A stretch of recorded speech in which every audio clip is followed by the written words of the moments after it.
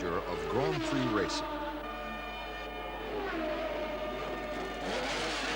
The 1982 season has just begun at the Kaialami circuit in South Africa. The event ended in tension and tantrums, but it didn't begin that way.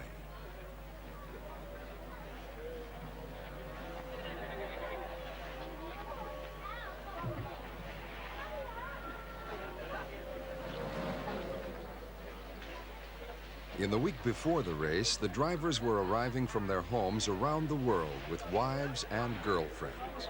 First priority to soak up the southern summer sun and relax.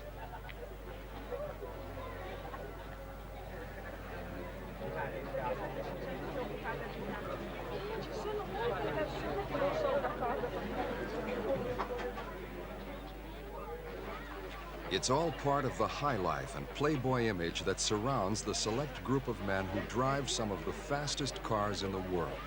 They defy death and injury every time they race, and in between, they enjoy life to the full. And yet the Kaialami meeting was to provide some unhappy memories.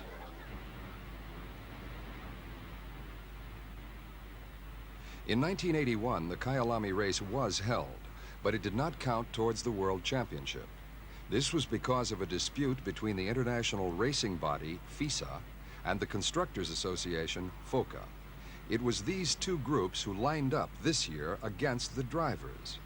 Disagreement over the new skirts, the aerodynamic aid helping cars to grip the track, meant teams including Ferrari and Renault boycotted the race. So it was only a partial success. There was a special interest in Kaialami 1982, however, because of the return after a 2.5-year retirement of former world champion Nicki Lauder of Austria. He is the only man still racing who has been world champion twice, and he is especially admired because of his heroic recovery after a horrendous crash in 1976. In practice, my Marlboro MP4 Comebacks in sport are never easy, and they're not always advisable. We asked his Marlboro McLaren teammate, John Watson, how hard it would be for Lauder. Well, I think it'll not be very difficult, as already proven over the first 2 days of unofficial testing this week. And in many ways, it's like riding a bicycle. Once you learn, you never forget. And also, I think that he personally has got more motivation for motor racing now than he had at the time he retired, because basically I think the reason he retired is because he lost interest in motor racing and therefore decided to stop. And likewise, the reason he decided to come back again is because he wanted to. And so I think this reflected in his performances on the first 2 days of practice, or unofficial practice this week. What problem will he have to overcome being away for 2 years? I think there are really very few problems, because he's mastered the car and the development of tires and cars. And he's been training very hard to get back into physical condition. And really the last thing left to do now is actually compete in the motor race, which traditionally here at Kaialami hasn't been the most difficult, most physically demanding race that we take part in. Though this year I think it may be more so than previous years. But once he goes through that, then he'll be fully fledged Grand Prix driver number 2 or part 2. Nicki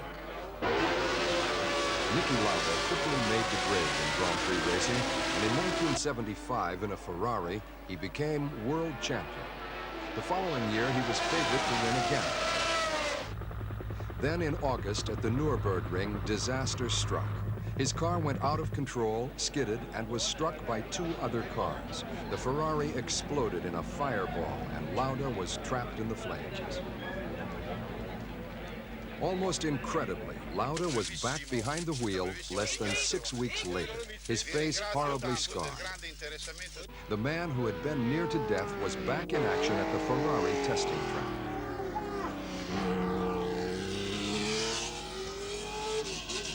The world could only applaud and marvel at the man. He went on to compete in most of the remaining Grand Prix, determined to hold off his challengers in the race for the title, and when the last event came, the Tokyo Grand Prix, he was again head of the table. It seemed nothing could stop him, and he appeared to be heading for one of the great sporting comebacks of all time.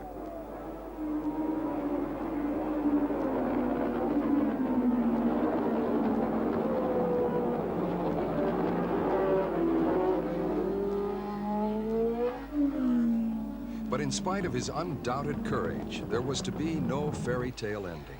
Because of the torrential rain, Lauder decided of his own accord to retire from the race. It was just too dangerous, he said. For him, safety was more important than glory, and he saw his great rival, James Hunt, win the title by a single point.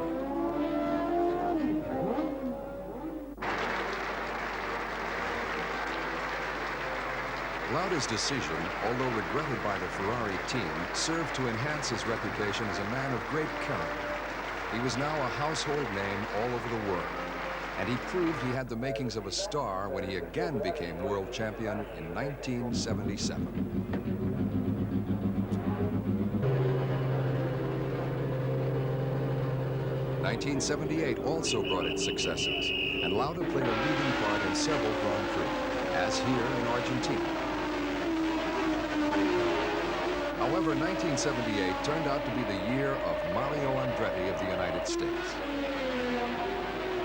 The following year, Lauder was still there, but success was proving elusive. Suddenly, during practice for the Canadian Grand Prix, he drove into the pits, took off his helmet, and said he was quitting for good.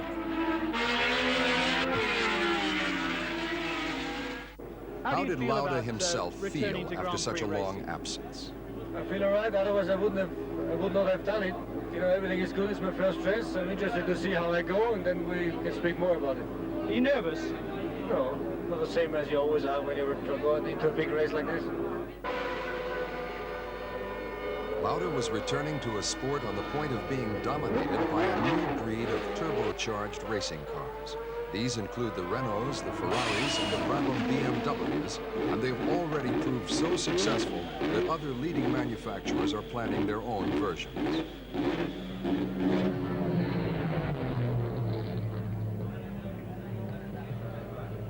Quite simply, they are faster.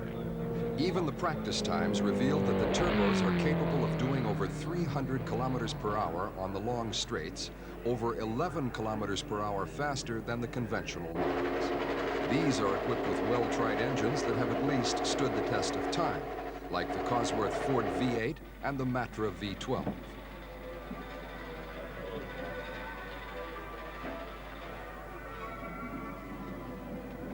The turbo engines work on the principle of forcing a mixture of fuel and air at high pressure into the engine. This gives them an added advantage at high altitude tracks like Kaialami. They can cope better with the thinner air. So the stage was set for an intriguing battle. Would the 7 turbo cars that qualified stay the pace, or would reliability prove more important?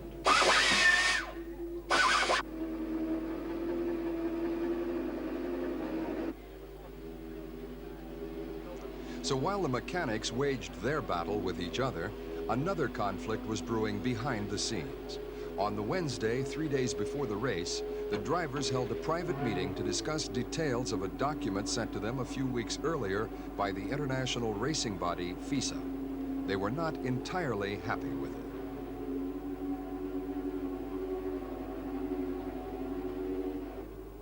In order to get a new super license, the drivers believed they were being asked to accept clauses which could restrict their freedom to change teams or even to speak their feelings in public.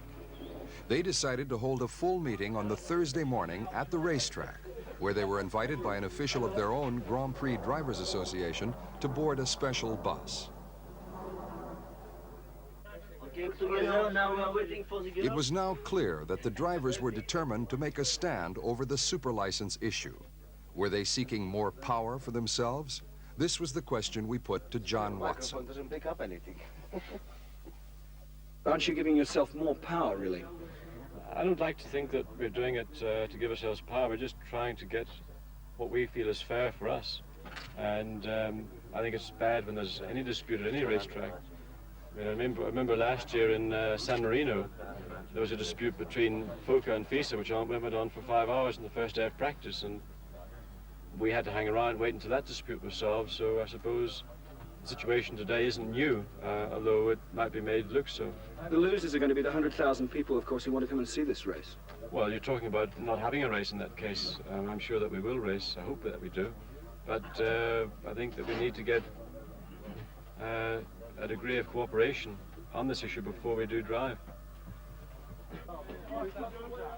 Temperatures were raised when a van tried to block the path. Suddenly, the bus drove off, with the sporting press chasing madly along behind.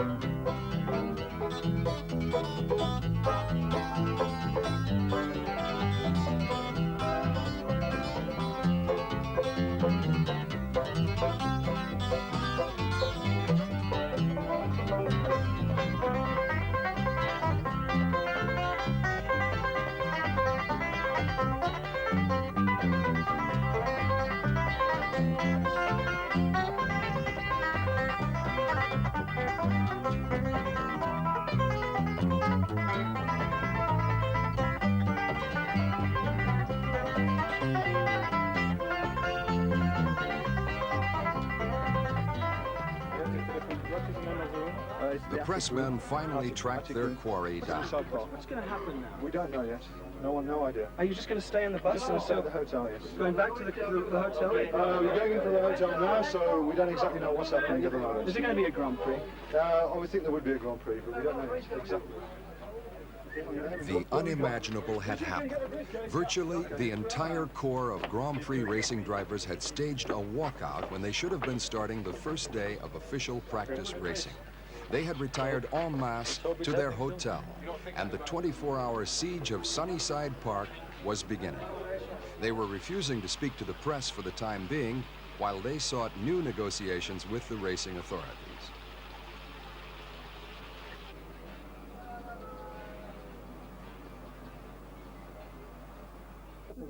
As a sign of their newfound solidarity, the drivers decided to share one room, and that night, the sit-in became a sleep-in.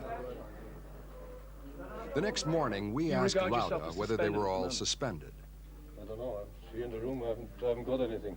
We got a piece of paper saying that these and these drivers under this and this law has got their license taken away. We looked up the book and we don't think it's right. Are the drivers unanimous in... Yes, fully. The drivers had, in fact, decided to send Didier Pironi as their representative to a crisis meeting at the racetrack. They insisted they were not making demands, just a request to have the offending clauses removed from the new license form.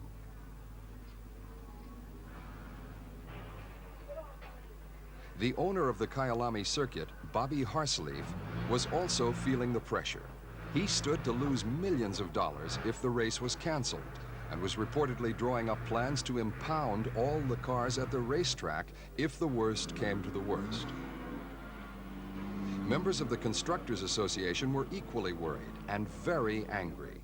They believed the drivers should not have the right to break their contracts to any one team, especially in the middle of a racing season.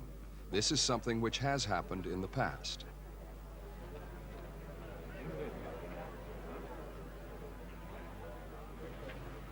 The meeting was held in the trackside office of the South African Automobile Association, which controls all motorsports in the country. But if its officials tried to play a mediating role, there was no immediate sign that they had been successful. The faces of the men leaving the meeting seemed to indicate that the issue was still far from settled. Kin Terrell, one of Britain's veteran manufacturers, had nothing to say. He planned to run 2 cars in the race.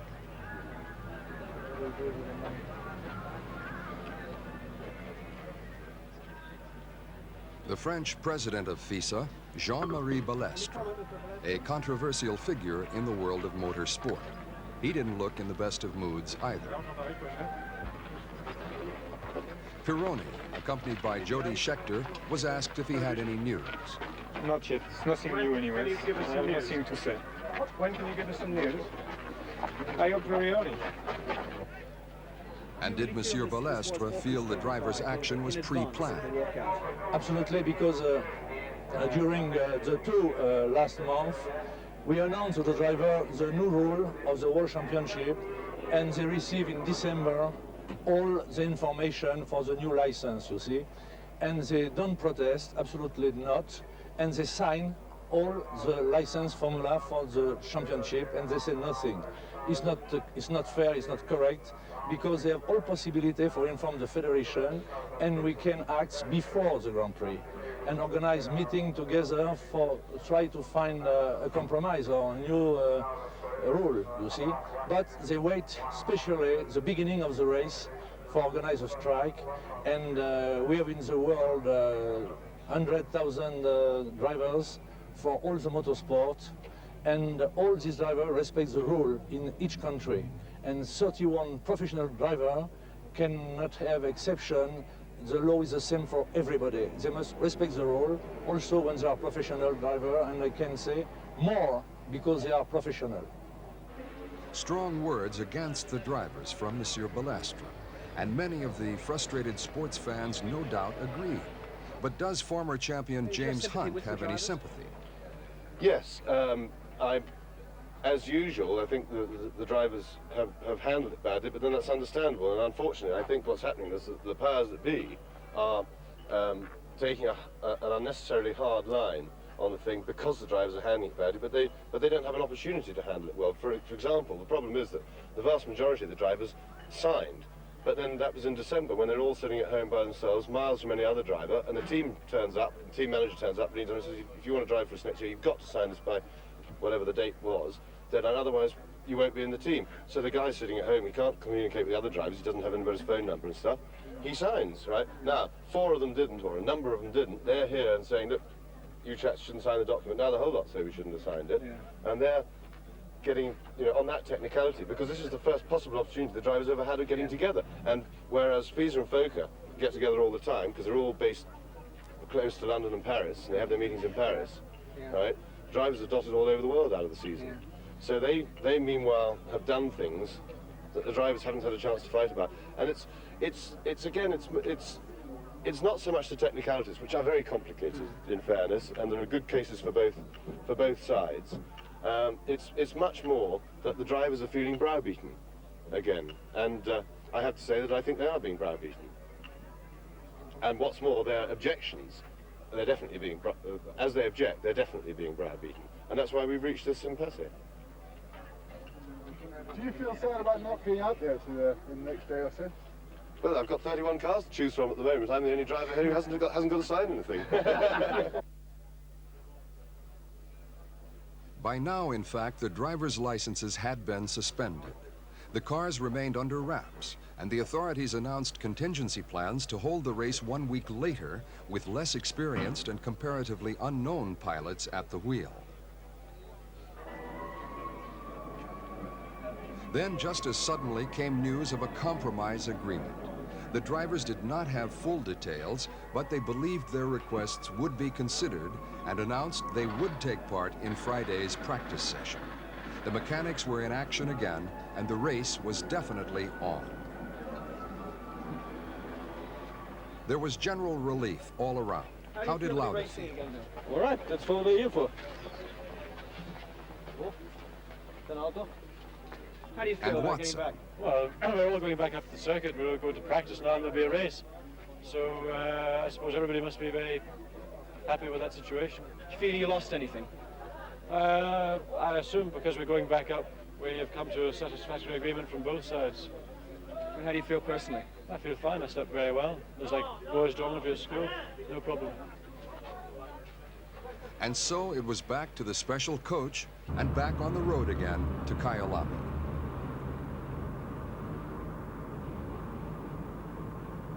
It was already late Friday morning, with only just enough time for the drivers to get ready for one shortened day of official practice instead of 2.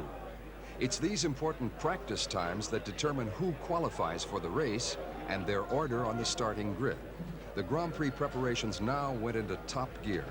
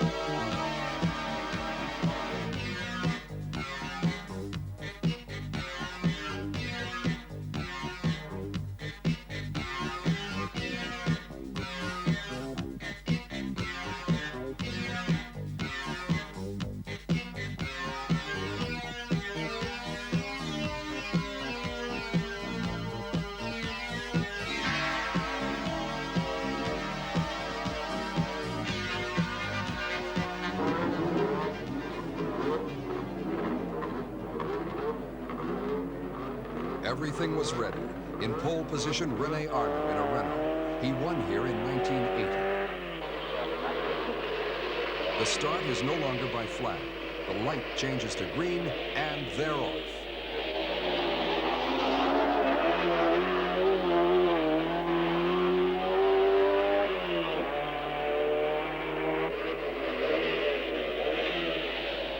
Turbocharged cars started in the first 6 positions, and led by Arnoux, they dominated the early part of the race. His teammate, Alain Prost, quickly moved up into 2nd place, followed by the 2 Ferraris.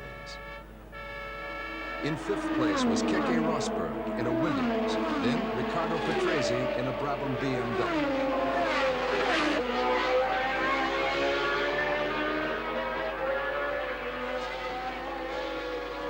But the first disaster was not far away. On the very first lap, Jean-Pierre Jarier was involved in a bump at Clubhouse Corner. He lost control and plowed into the catch fencing. He was unhurt.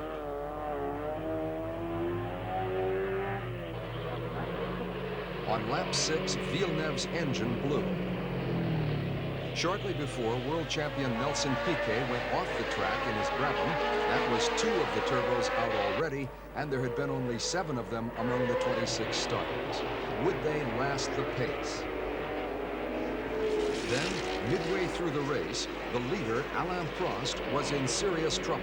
His front right-hand wheel was off the ground, apparently locked.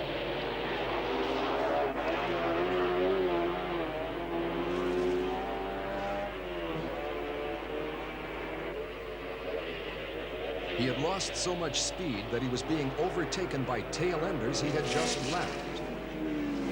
And his main problem soon became very apparent.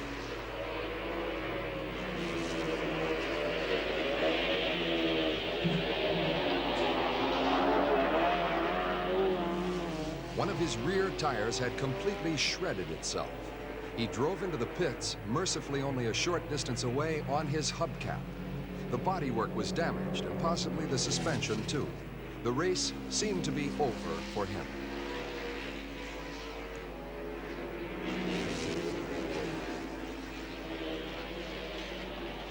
The Renault mechanics performed marvels in changing all 4 wheels in near record time. Prost was sent back into the race, although he had lost a full minute and a complete lap over his rivals. He'd fallen back 7 places.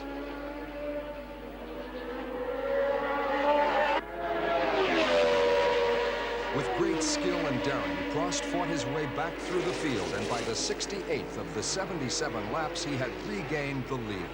On the way, he set a new lap record, averaging 216 kilometers per hour.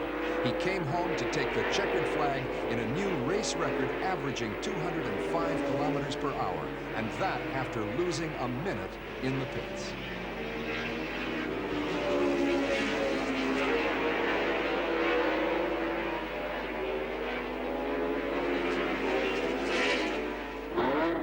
The Renault team were naturally delighted, and so was the enthusiastic crowd, who had been wondering whether they would ever see a race at all. But it had been worth waiting for. Prost has proved in only his 3rd Grand Prix season that he has the ability and the car to be a champion.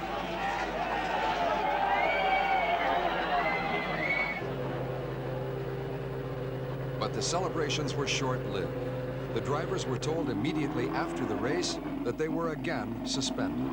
To make matters worse, on the following Thursday, FISA announced in Paris that 6 of the drivers were being fined $10,000 each for threatening not to compete in the race.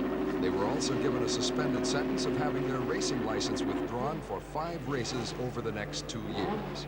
23 other drivers have been fined $5,000, also with suspended sentences.